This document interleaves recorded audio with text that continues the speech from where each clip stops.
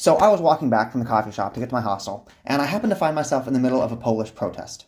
Now, I've got some footage for you to see, but before you watch this, I want you to pay attention to the way that the protesters are standing. I want you to pay attention to what they're doing. I want you to pay attention to the police officers in this scene. I want you to pay attention to how few of them there are and the way that they're treating this nonchalantly. Thought you guys might want to see what a protest in Poland looks like. It's just a bunch of people holding signs.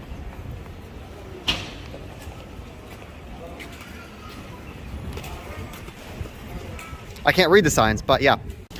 There are police guarding the protest, but not a lot of them. What are they protesting for? Something about human rights, something about immigrants. I don't know. I can only read like a couple words on their signs.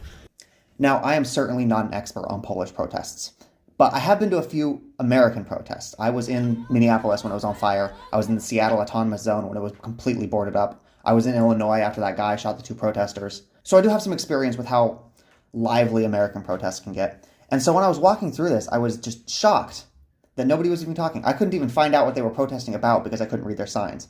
But I was curious. So I went home, and it turns out that 4 immigrants recently died of starvation on the Polish border trying to get into Poland because of the crisis that's happening in Afghanistan right now. But when I researched that, I realized how effective their protest actually was. Every tourist that was walking through that street saw them. Every tourist had no idea what they were talking about.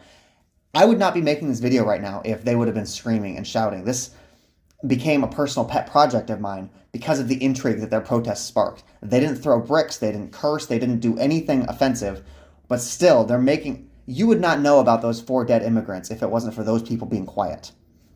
I just think that's interesting. I think that that is a lot more effective than I would have originally thought a protest could be that doesn't even say anything.